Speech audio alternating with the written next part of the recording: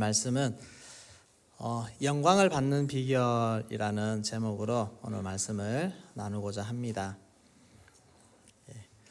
영광, 우리가 교회에서 참 많이 듣는 말이 영광이고 또 하나님 앞에 영광 돌리고 등등 영광을 누리고 얻고 돌리고 등등 여러 가지 영광에 대한 그런 말들이 참 많이 나옵니다. 성탄절이 되면 또 하나님의 영광이 임하고 하늘에는 영광이요 땅에는 평화로다, 이런 말들처럼 영광이라는 말이 참 많이 나오는데 우리는 영광 돌리는 삶이 되어야 되고 또 그로 말미암아 우리 또한 영광을 누리는 그런 축복된 삶을 살아갈 수가 있습니다. 하나님의 영광, 그것이 우리에게 내려왔을 때 우리가 어떻게 영화롭게 될 수 있는가 하는 그런 부분에서 오늘 영광이라는 단어를 주제로 중심으로 해서 한번 은혜를 나눠보고자 합니다. 성경에 영광이라는 단어가 많이 나오는데 한글로 번역된 단어만 해도 419번이 나오게 됩니다. 엄청나게 많이 나옵니다. 구약에 나오는 영광으로 번역된 그 히브리어를 보면 카보드라는 단어를 씁니다. 이 카보드라는 히브리어는 무겁다라는 뜻을 가지고 있습니다. 그래서 어떤 무게감, 존재감 이런 것들이 느껴지는 것을 내포하고 있는데 어떤 경이로운 장면을 보았을 때, 또 어떤 아주 존경하는 분을 대면하여 딱 그 앞에 섰을 때 뭔가 평소와는 다른 그런 부담감 내지는 어떤 무게감 이런 것들이 느껴지지 않습니까? 그래서 영광이라고 하는 단어는 그 존재가 가지고 있는 무게감, 그것이 나에게 다가오는 느낌, 이런 것들이 어떤 영광이라는 단어로 표현을 합니다. 그래서 영광이라는 단어 자체가 하나님께만 쓸 수 있는 단어가 아니고 무엇에든지 우리가 존재감이 있는 그런 사람이나 물건에 쓸 수가 있습니다. 멋지고 위대하고 아름다운 모습이 담겨 있는 그런 것들이 다 영광을 가지고 있습니다. 여러분들은 영광을 가지고 계십니까? 네. 갑자기 너무 겸손해지시는 거 아닙니까? 저도 영광이 있습니다. 뭐 얼마나 될지 모르겠지만 저는 영광이 있는데 하나님이 우리를 지으시고 좋게 생각하시고 그리고 하나님이 나를 사랑하시고 그렇게 하는 것 자체가 우리는 영광을 가지고 있습니다. 여러분 각자도 다 영광을 가지고 있는데 그것은 하나님이 여러분들을 기뻐하신다고 하는 그런 이유에서 발견할 수 있습니다. 고린도전서 15장 41절 말씀을 같이 읽겠습니다. 해의 영광이 다르고 달의 영광이 다르며 별의 영광도 다른데 별과 별의 영광이 다르도다. 해도 영광이 있고 달도 영광이 있고 별도 영광이 있고 근데 이 영광이 다 다릅니다. 그래서 뭐 어느 영광을 보고 비교할 수 있는 것이 아닙니다. 영광은 하나님이 목적 따라서 영광을 많이 부여도 하시고 작게도 부여하시고 다 주셨는데 핵심은 우리가 다 영광스러운 존재라는 거, 영광이 다 누구에게 있다고 하는 것입니다. 근데 이것을 이제 비교하기 시작하면 이제 내 영광이 적어 보이고 그렇게 하면 문제가 생기는 것입니다. 하나님은 이 땅을 지으면서도 지으시고 나서 하나님 보시기 좋았더라, 그것이 바로 영광이 있다는 것이고 특별히 사람을 지으시고는 심히 좋았더라, 그렇게 말씀을 해 주셨습니다. 그래서 저마다 다 하나님은 특별한 목적을 가지고 영광스러운 존재로 우리를 지으셨습니다.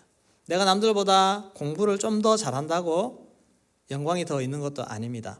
내가 남들보다 좀 키가 좀 더 크다고 또 이목구비가 좀 더 뚜렷하다고 또 내가 가진 재산이 좀 더 많다고 더 좋은 차를 탄다고 또 더 좋은 집에 있다고 거기서 영광이 나오는 것이 아닙니다. 여러분 그런 영광은 일시적인 것입니다. 그건 금방 사라집니다. 또 얼마 시간이 지나지 않아서 언젠가는 사라질 것들입니다. 우리의 영광은 하나님이 나를 지으신 모습 그대로를 기뻐하시는 그 하나님의 마음에서부터 우리는 영광을 발견하셔야 됩니다. 그래서 실망할 자가 전혀 없습니다. 우린 다 저마다 하나님이 그 지으신 목적에 따라서 다 특별하게 한 사람도 똑같지 않게 그렇게 지으신 줄로 믿습니다. 아멘이십니까? 네, 자존감을 회복하십시오. 자존감이 막 올라가면서 나는 특별한 존재구나. 나는 영광스러운 존재구나. 그렇게 생각하시면 됩니다. 자, 근데 우리가 이 참 영광을 바라보지 못하고 헛된 영광을 구할 때가 있습니다. 또 그렇게 사단은 우리에게 헛된 영광을 추구하며 살도록 우리를 유혹하고 우리를 잘못된 길로 인도를 하게 됩니다. 그렇게 되면 결과가 참 좋지가 않습니다. 헛된 영광을 추구하면서 살아갔던 사람들의 결과는 너무너무 처참합니다. 로마서에 그 원인을 잘 말해주고 있습니다. 로마서 1장 21절에서 23절까지 같이 한번 읽어보겠습니다. 하나님을 알되 하나님을 영화롭게도 아니하며 감사하지도 아니하고 오히려 그 생각이 허망하여지며 미련한 마음이 어두워졌나니 스스로 지혜 있다 하나 어리석게 되어 썩어지지 아니하는 하나님의 영광을 썩어질 사람과 새와 짐승과 기어다니는 동물 모양의 우상으로 바꾸었느니라. 네, 하나님을 알지만 하나님을 영화롭게 생각하지 않습니다. 하나님의 영광을 내 안에서 인정하지 않는다는 것입니다. 그래서 감사도 하지 않고, 그러니까 생각이 허망해지고 미련한 마음이 오게 되어서 결국 영광스러운 하나님을 대신해서 짐승, 새 이런 것 같은 우상들을 섬기는 그런 어리석은 자가 되어버리고 만다는 것입니다. 하나님의 영광을 인정하지 않고 자기를 높이고 다른 우상들을 섬기니 하나님이 그들을 그냥 그 마음에 그냥 내버려 두셨습니다. 자, 누군가가 나를 만져주고 인도해주고 간섭해주고 다스려주는 것이 은혜입니다. 그런데 이것을 내버려 두었을 때 그 결과는 거의가 좋지 않습니다. 여러분 자녀들 그냥 내버려 보시면 아이들이 엉망이 되는 것을 봅니다. 부모가 잘 간섭해주고 다스려주는 것이 은혜인데 우리 인생에 하나님이 우리를 만져주시지 않고 내버려 두셨다. 그것이 곧 저주입니다. 우리가 우상을 추구해서 나가다 보면 하나님이 그렇게 내버려 두실 수가 있다는 것입니다. 자, 그랬더니 영광을 따르지 않았더니 타락한 정욕을 따르는 삶으로 전락해 버립니다. 로마서 1장 26절 27절 같이 읽겠습니다. 이 때문에 하나님께서 그들을 부끄러운 욕심에 내버려 두셨으니 곧 그들의 여자들도 순리대로 쓸 것을 바꾸어 영리로 쓰며 그와 같이 남자들도 순리대로 여자 쓰기를 버리고 서로 향하여 음욕이 보일 듯하며 남자가 남자와 더불어 부끄러운 일을 행하여 그들의 그릇됨에 상당한 보응을 그들 자신이 받았느니라. 네, 하나님의 영광을 따르지 않았더니 이 마음에 부끄러운 정욕들이 온갖 더러운 것들이 올라오게 되어집니다. 남자가 남자와 더불어 부끄러운 일을 행하며 정말 이런 일들이 마음속에 일어나고 실제로 행동되어지고 그렇게 하는 것입니다. 여러분 하나님의 은혜가 내 안에 가득 차고 하나님의 말씀과 영광이 내 안에 가득 찰 때 우리 안에 이런 죄악된 생각들은 사라집니다. 근데 지금 또 여러분 마음속에 이런 불편한 생각들, 죄악의 생각들 이런 것들이 내 안에 중심으로 자꾸 올라오는 내 모습을 본다면 내가 지금 하나님의 영광을 구하고 있지 않나? 똑같습니다. 이 원리는 내가 하나님의 영광을 추구할수록 죄의 마음들은 사라지게 됩니다. 그러나 죄의 것을 소망할 때 우리 하나님의 영광은 나에게서 멀어지는 것을 봅니다. 여러 가지 이것 말고도 28절에서 31절까지 수많은 악한 생각들이 우리 안에 열매 맺게 되는데 한번 읽어보겠습니다. 또한 그들이 마음에 하나님 두기를 싫어하며 하나님께서 그들을 그 상실한 마음대로 내버려 두사 합당하지 못한 일을 하게 하셨으니 곧 모든 불의, 추악, 탐욕, 악의가 가득한 자요 시기, 살인, 분쟁, 사기, 악독이 가득한 자요 수군수군하는 자요 비방하는 자요 하나님께서 미워하시는 자요 능욕하는 자요 교만하는 자요 자랑하는 자요 악을 도모하는 자요 부모를 거역하는 자요 우매한 자요 배약하는 자요 무정한 자요 무자비한 자라. 네, 이런 마음들이 우리 안에 자리 잡게 되어집니다.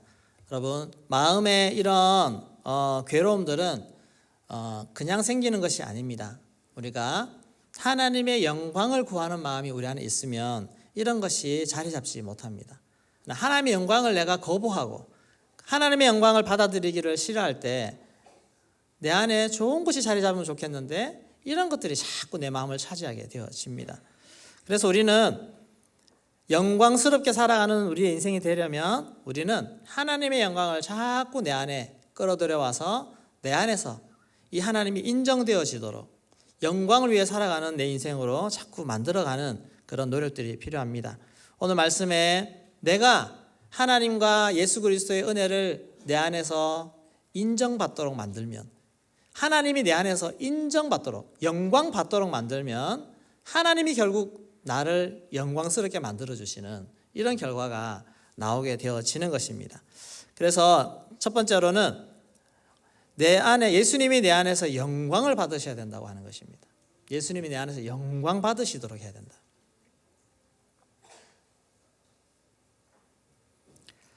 영광의 근원, 영광의 본체가 되시는 하나님을 바라보고 그분의 영광을 깨달아야 됩니다. 볼 수 있어야 됩니다. 저걸 봤는데 저게 귀한 거다라고 하는 인식이 내 안에 들어와야 그걸 붙잡지 않겠습니까? 많은 사람들은 저게 좋다고 생각하는데 내가 볼 때는 별로 좋아 보이지 않으면 그것을 잡을 수가 없지 않습니까?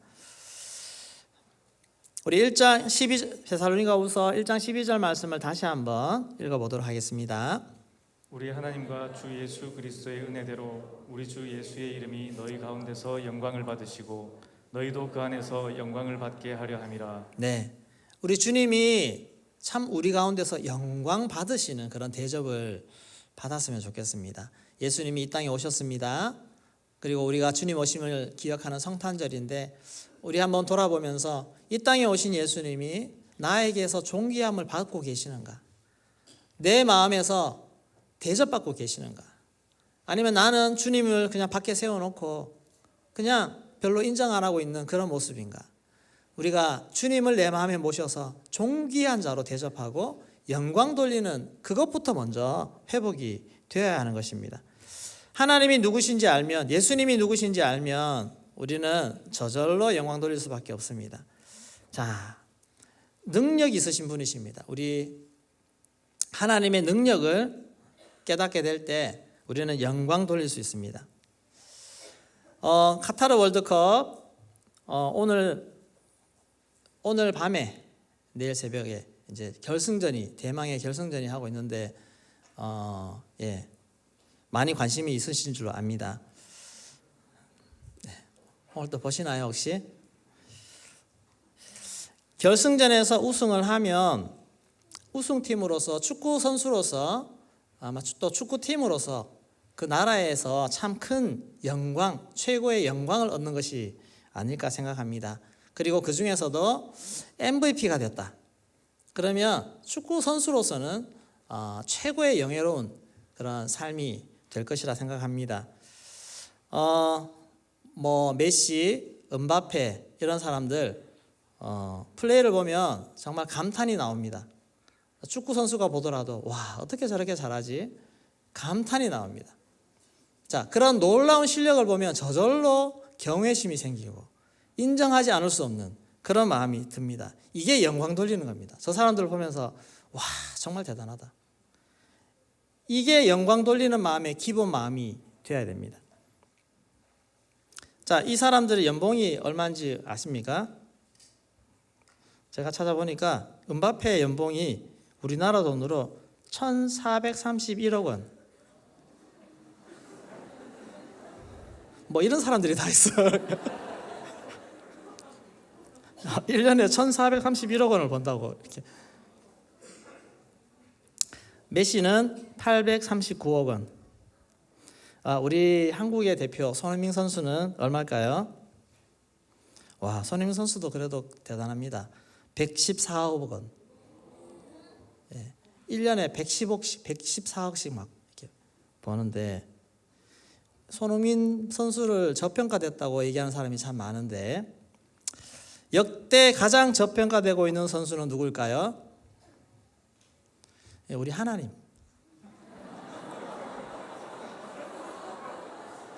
정말 역대 최저평가를 받고 계신 하나님 아닙니까? 하나님이 이 천지 만물을 지으신 하나님인데 많은 사람들이 하나님 어디 있어? 하나님 어디 있어? 있으면 나타나봐. 이렇게 대접받는 우리 분이 우리 하나님 아니십니까? 하나님을 하나님답게 대접하고 인정해드리는 그것이 하나님께 영광 돌리는 삶의 스타트, 시작입니다. 우리 하나님 얼마나 대단하신지 이 천지 만물을 지으셨습니다. 근데 정말 하나님이 인정받지 못하고 있는 표현 하나가 자연입니다.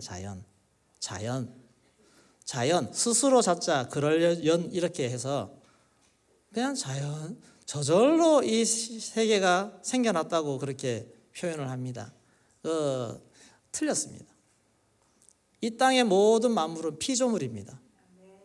하나님이 계획하시고 섬세하게 하나도 어긋남이 없이 그렇게 창조하신 창조물이라는 사실, 이것을 인정하시기를 소망합니다.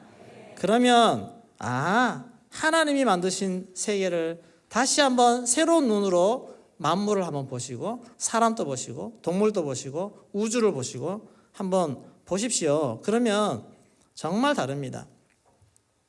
생각하면 생각할수록 대단하신 하나님이십니다. 자, 우주를 운행하시는 하나님, 이 능력이 얼마나 커야 되겠습니까? 태양이 있는데 태양 주위로 지구가 1년에 한 바퀴씩 돌아요. 근데 이것이 정확하게 돌지 않습니까? 어떻게 한 바퀴 도는데 궤도를 벗어나지 않고 계속 도나요?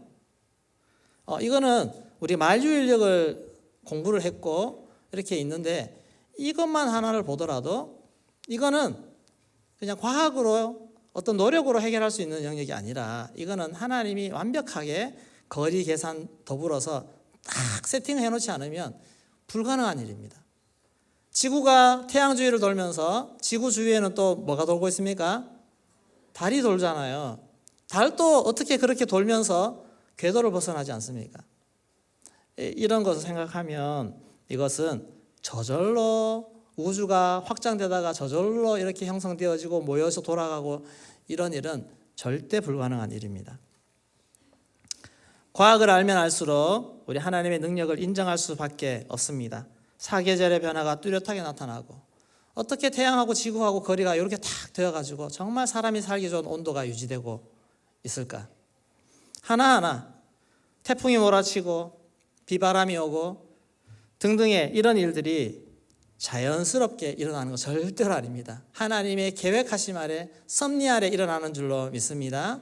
하나님은 오늘 또 우리에게 어떤 삶을 허락하실지 다 계획하시고 운행하시고 그렇게 한치의 오차 없이 이끌어 가시는 우리 하나님의 운행하심, 하나님의 능력, 이것입니다.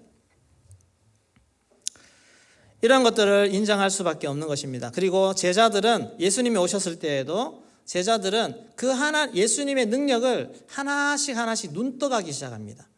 예수님이 오셔서 정말 놀라운 권위의 말씀을 전했을 때 그때 한번 놀라고, 또 예수님이 기적을 베푸실 때 또 한번 놀라고, 그것은 무엇입니까?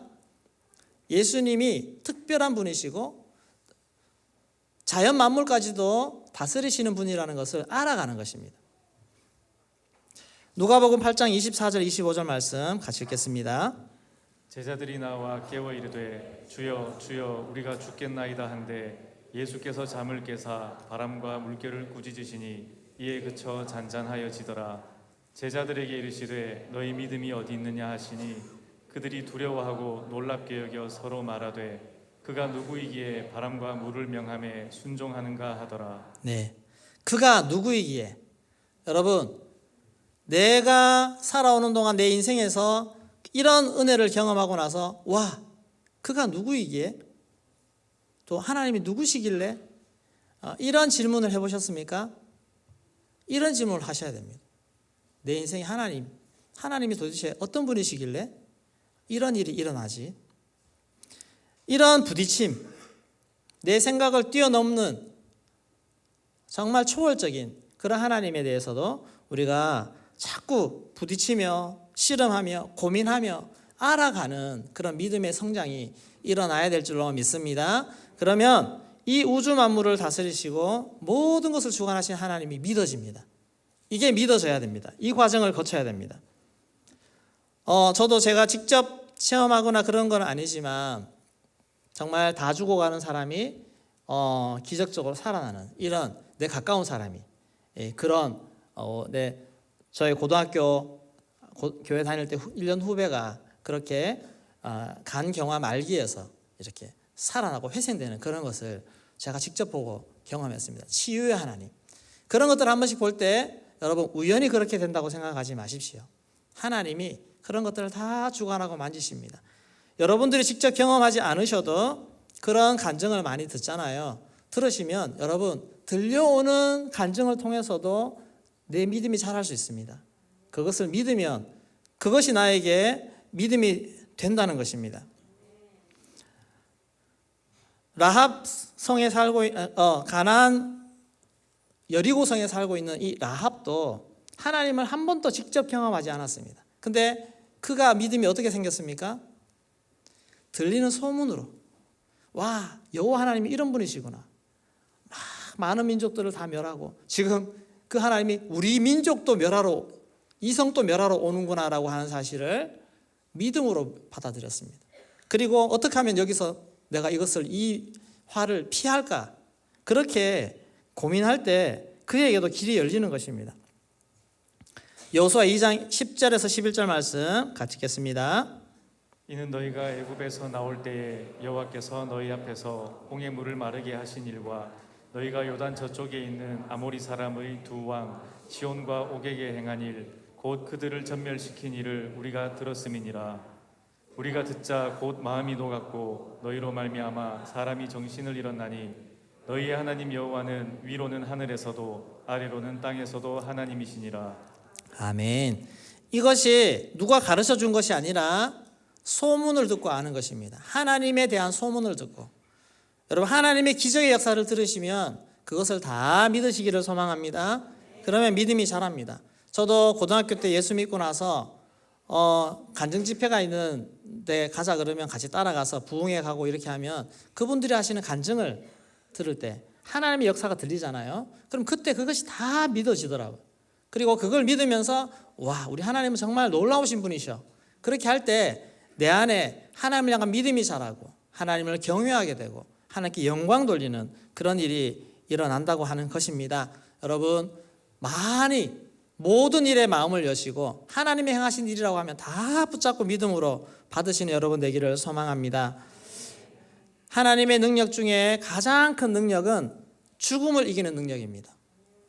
이 땅에 누구도 어떤 왕도 죽음을 이긴 자가 없는데 우리 하나님은 너끈히 죽음을 물리치시는 분이십니다. 디모데후서 1장 10절 말씀 읽겠습니다.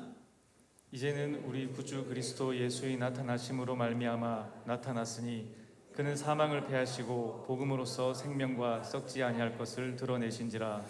그는 사망을 패하시고 복음으로써 생명과 썩지 아니할 것을 드러내신지라. 이 놀라운 승리를 이루신 분은 우리 하나님밖에 없는 줄로 믿습니다. 그래서 비교할 수 없는 능력을 가지신 분이십니다. 요한복음 5장 24절도 같이 읽겠습니다. 내가 진실로 진실로 너희에게 이르노니 내 말을 듣고 또 나 보내신 이를 믿는 자는 영생을 얻었고 심판에 이르지 아니하나니 사망에서 생명으로 옮겼느니라. 아멘. 우리 하나님은 생명을 주시고 우리가 어떤 상황에 있든지 지금 내가 사망의 가운데 있다 할지라도 너끈히 생명으로 옮겨주실 수 있는 능력의 하나님이십니다. 또한 우리가 한번 생명으로 가서 하나님의 자녀가 되었으면 염려할 필요 없습니다. 다시 과거로 돌아갈 염려, 다시 누군가 와서 나를 죽음으로 끌고 갈 그런 염려 전혀 하실 필요가 없습니다. 철저히 완벽하게 지켜주시는 우리 주님이십니다. 로마서 8장 38절 39절 말씀 같이 읽겠습니다.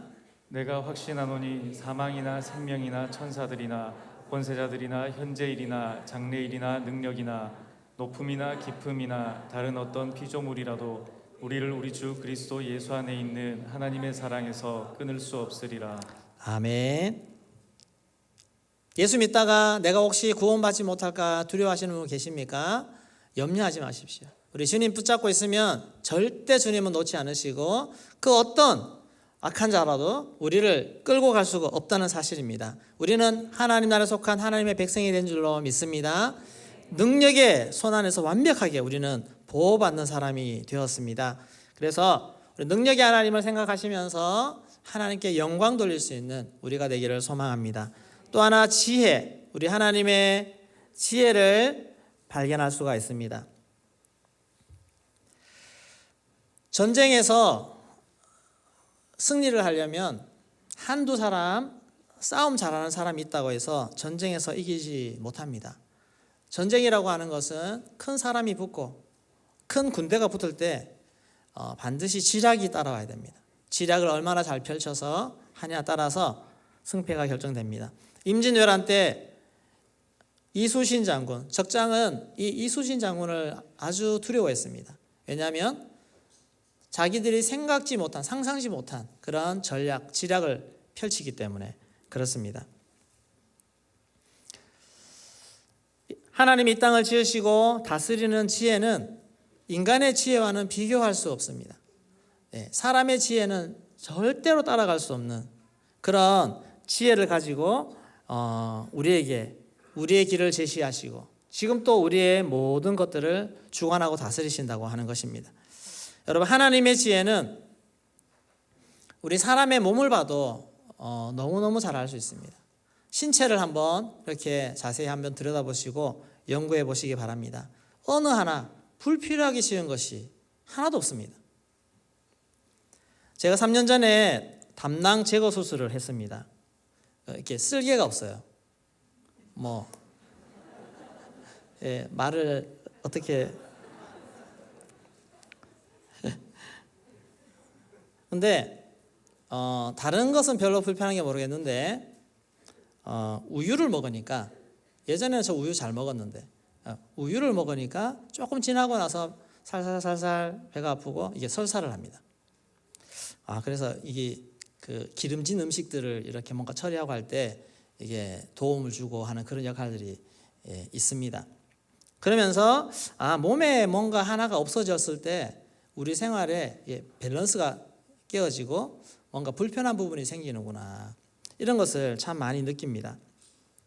하나님은 어떤 생명체든 불필요한 것은 만들지 않으셨습니다. 완벽하게 어떤 작은 생명체 하나라도 그 생명체를 가만히 있다 보면 어떻게 저렇게 구조가 됐는데 저렇게 잘 움직이지? 꼭 여기 살기에 딱 적합하게 저렇게 만드셨다는 것을 봅니다. 그리고 어떤 생명체든지 가만히 보면 그 밸런스가 너무너무 잘 맞아요. 이렇게 보면 생긴 것도 정말 뭐답게 생겼다. 호랑이면 호랑이답게 생겼고 원숭이면 원숭이답게 생겼고 그래서 그 자체에 아름다움이 있다는 것입니다.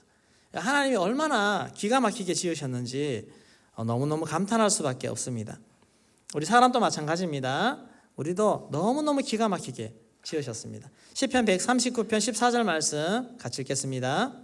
내가 주께 감사하옴은 나를 지으심이 심히 기묘하심이라. 주께서 하시는 일이 기이함을 내 영혼이 잘 아나이다. 네, 심히 기묘하심이라. 옛날 버전에는 신묘막측이라 이렇게 표현하고 있습니다. 여러분, 하나님 정말 기가 막히게 지으셨습니다. 여러분, 냄새 맡는 거 이게 신기하지 않습니까? 촉각 이게 느끼는 것도 신기하지 않습니까? 눈으로 보는 거, 들리는 거, 이런 모든 것들이 너무너무 신기하고 이거 하나만 없어도 얼마나 불편한지 모릅니다. 하나님은 정말 기가 막히게 우리를 지으셨습니다. 이외에도 주님의 모든 지혜를 우리가 엿볼 수 있습니다. 시편 104편 24절 말씀 같이 읽겠습니다. 여호와여, 주께서 하신 일이 어찌 그리 많은지요. 주께서 지혜로 그들을 다 지으셨으니 주께서 지으신 것들이 땅에 가득하니이다. 네, 주께서 지혜로 이 모든 것들을 다 지어 주셨습니다. 네, 여러 가지 하나님의 지혜에 대한 표현하는 성경 구절들이 참 많이 있는데 여러분 하나님의 지혜가 이 온 땅에 가득한 줄로 믿습니다. 조금만 살펴보면 하나님의 지혜를 느낄 수 있고 하나님 정말 대단하신 하나님이라고 영광 돌릴 수가 있습니다. 능력의 하나님, 지혜의 하나님, 그리고 모든 여러 가지 많은 것들을 다 붙일 수 있는데 그 하나님을 알고 경험하고 깨달을 수 있는 은혜가 있기를 소망합니다. 또 한 가지 공의의 하나님. 세상에서 공의를 세운다는 것이 참 힘들다는 것을 많이 느낍니다. 공의롭게 뭔가를 판단할 수 있을까? 우리는 자꾸 내 편, 내가 좀 더 좋은 거, 내가 편한 거 이쪽으로 뭔가 자꾸 치우치게 되는 것을 봅니다. 팔이 안으로 굽는다고 우리 자녀를 위해서도 더 우리 가문을 위해서도 또 심지어는 우리 목장을 위해서 등등 이런 우리가 붙게 되어지는 것이 많이 있습니다. 세상의 정치도 어느 쪽에서 정권을 잡냐에 따라서 이 공의의 잣대가 막 흔들리는 것을 보게 되어집니다. 우리 하나님만이 공의로우신 줄로 믿습니다. 하나님은 절대 공의로우시기 때문에 그 공의 때문에 우리가 얼마나 많은 혜택을 받는지 모릅니다. 이사야 11장 4절 5절 말씀 같이 읽겠습니다. 공의로 가난한 자를 심판하며 정직으로 세상의 겸손한 자를 판단할 것이며 그의 입의 막대기로 세상을 치며 그의 입술의 기운으로 악인을 죽일 것이며 공의로 그의 허리띠를 삼으며 성실로 그의 몸의 띠를 삼으리라. 아멘. 공의가 바로 섰을 때 가장 우리가 느낄 수 있는 것은 죄를 그냥 넘어가지 않으십니다. 여러분, 죄를 두려워하게 만드는 것이 바로 공의입니다. 우리도 죄를 무서워할 줄 알아야 우리 스스로를 지켜낼 수 있습니다. 죄에 대한 형벌이 없으면 우리는 방만하게 행동합니다. 하나님은 아담이 범죄한 이후에 명확하게 그 말씀대로 아담에게 심판하셨습니다. 아담에게 죽음을 허락하셨습니다. 벌을 받게 하셨습니다. 하나님은 그가 가장 사랑했던 사도 다윗, 다윗도 그냥 봐주시지 않았습니다. 다윗이 범죄했을 때 그가 그 범죄에 대한 대가를 지불하도록 하나님은 반드시 공의 하나님, 그것을 대가를 지불하게 만드십니다. 모세도 그가 실수했을 때 하나님이 그 실수에 대한 대가를 지불하게 만드셨습니다. 그것이 축복인 줄로 믿습니다. 우리가 하나님 앞에 정말 은혜로 잘 살지만 우리가 죄를 우습게 여길 때, 죄를 쉽게 생각할 때 하나님 우리를 징계하시고 그 죄의 대가를 지불하게 만드신다는 것입니다. 이것이 은혜인 줄로 믿습니다. 죄를 두려워해야 됩니다. 여러분, 죄를 짓고 회개하면 되겠지 그렇게 생각하지 마십시오. 죄의 열매들이 따라옵니다. 죄의 대가를 지불해야 된다는 것입니다. 항상 하나님 앞에 공의의 하나님, 그 하나님이 나를 더 경계하게 만들고 나를 더 깨어있게 만들고 경성하게 만든다는 사실을 우리가 알면서 공의의 하나님을 찬양할 수 있기를 소망합니다. 그 다음에 마지막으로 사랑의 하나님. 사랑의 하나님. 이사야 49장 우리 15절 말씀을 같이 읽겠습니다. 여인이 어찌 그 젖먹는 자식을 잊겠으며 자기 태에서 난 아들을 긍휼히 여기지 않겠느냐. 그들은 혹시 잊을지라도 나는 너를 잊지 아니할 것이라. 네, 우리 하나님의 사랑의 마음이 여기에 나와 있습니다. 나는 너를 잊지 아니할 것이라. 우리가 하나님을 떠나고 나쁜 길로 가고 불순종하고 그렇게 있을 때라도 우리 하나님은 언제나 우리를 긍휼히 여기시고 사랑하시고 돌아오기를 원하십니다. 그리고 우리가 아직 눈도 안 돌리고 회개도 안 했는데 하나님이 먼저 우리에게 그 사랑을 회복할 수 있는 사랑을 베푸셨습니다. 그것이 십자가의 사랑인 줄로 믿습니다. 아들을 내어주셨습니다. 로마서 5장 8절 말씀을 같이 읽겠습니다. 로마서 5장 8절 말씀입니다. 우리가 아직 죄인 되었을 때에 그리스도께서 우리를 위하여 죽으심으로 하나님께서 우리에 대한 자기의 사랑을 확증하셨느니라. 네, 저는 이 말씀을 읽을 때마다 감동이 됩니다. 우리가 아직 죄인 되었을 때, 우리가 정신 차리는 것도 아니에요. 하나님을 바라보는 것도 아니에요.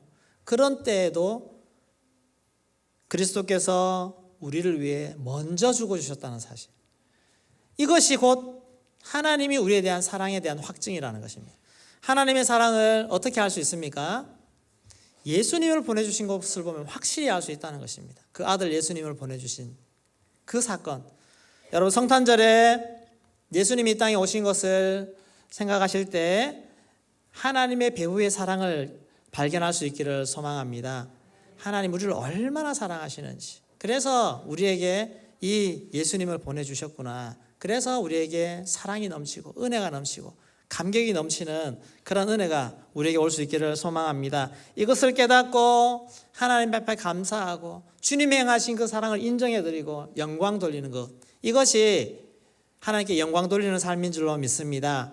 하나님 앞에 이 은혜가 나에게 먼저 인정되어지고, 우리 주님이 그렇게 사랑으로 베풀고 오셨는데 내가 하나님을 영화롭게 생각하지 않으면 그것이 우리에게 아무런 유익이 되지 않습니다.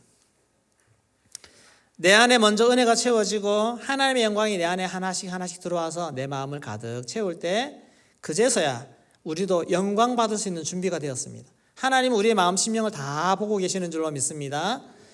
우리 안에 얼마나 이 은혜가, 이 영광이 가득 차 있는지. 그래서 두 번째, 내가 하나님께 영광을 받습니다. 우리 안에 먼저 채우면 우리 하나님이 우리의 중심을 보시고 하나님이 칭찬해 주십니다. 내 노력, 내 의, 내 실력, 내 선행, 이거 들고 하나님 앞에 나아가 보십시오. 인정받지 못합니다. 오히려 그것을 내려놓고 내가 너에게 베푼 사랑을 너는 가지고 있니? 라고 물어보십니다. 자, 하나님께 영광 받을 때 우리는 어떤 영광을 받는가? 신분의 영광을 받습니다.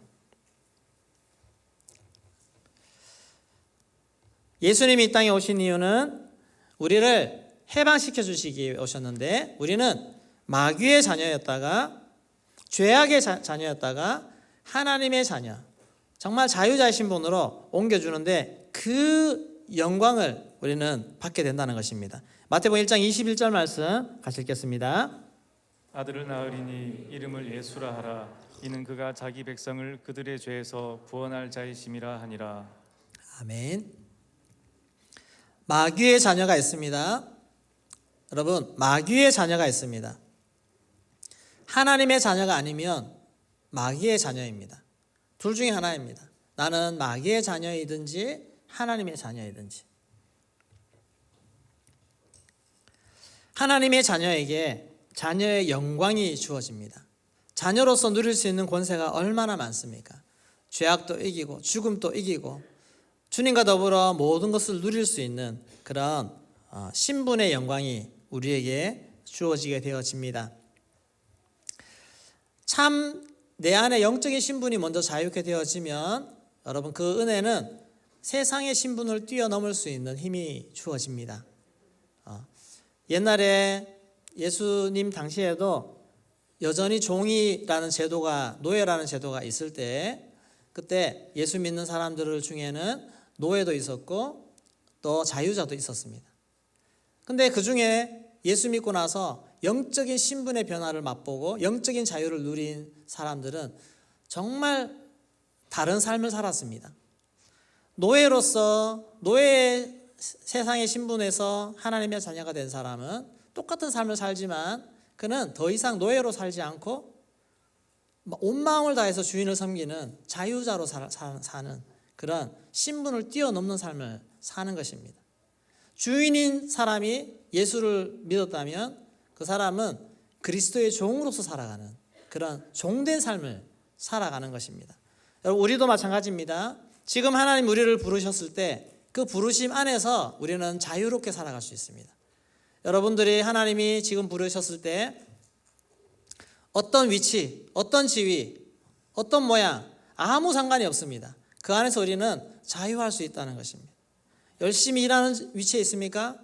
기쁘게 일하십시오. 회사에서 섬겨야 되는 분이 계시면 사장님, 까탈스러운 사장님 있으시면 기쁘게 섬기십시오. 주를 섬기는 것처럼. 또 여러분들이 사장님이고 하시면 밑에 직원들을 종처럼 대하는 것이 아니라 정말 주의 사랑으로 섬기는 그런 모습으로 우리는 살아갈 수가 있다는 것입니다. 세상을 뛰어넘을 수 있는 신분의 자유가 주 안에서 주어지는 줄로 믿습니다. 상처에서도 자유하게 됩니다. 우리는 늘 상처 속에 사는데 상처는 우리를 얽어맵니다. 상처는 내가 마음대로 반응할 수 없게 만듭니다. 나는 저 사람 사랑하고 싶은데 상처가 들어오면 저 사람을 사랑할 수 있는 힘이 없고 자꾸만 미움이 올라오고, 나는 반응하고 싶지 않은데 자꾸 내 속에서 그 사람 행동에 대해 반응이 나오고, 이것이 자유롭지 못한 사람입니다. 그런데 주의 은혜가 임하게 되면 이 상처가 치유되어지면 우리는 하나님 앞에서 자유할 수가 있습니다. 여러분, 상처에서 자유하기를 소망합니다. 상처에서 자유하면 많은 일을 할 수 있습니다. 많은 사람을 사랑할 수 있습니다.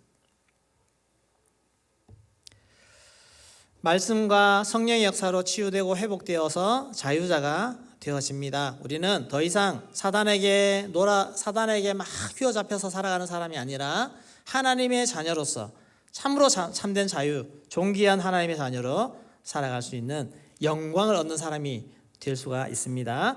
두 번째, 하나님 우리를 어떻게 영광스럽게 하시는가? 영광의 기업, 우리에게 주시는 그 기업의 영광을 누리게 하십니다. 하나님의 자녀에게는 하나님의 기업이 있습니다. 유산이 있습니다. 재산이 있습니다. 이것은 세상에서 얻는 그런 부모님이 주는 유산하고 전혀 다릅니다. 이것은 존귀한 것이고 영원한 것입니다. 절대 사라지지 않습니다. 한번 얻은 것은 빼앗기지도 않습니다. 영적인 하나님의 기업을 볼 수 있는 눈이 열린 사람은 더 이상 이 땅에 있는 재산에 휘둘리지 않는 그런 인생이 될 줄로 믿습니다. 여러분, 하나님이 내게 주신 그 기업을 생각해 보셨습니까? 그걸 기대하십니까?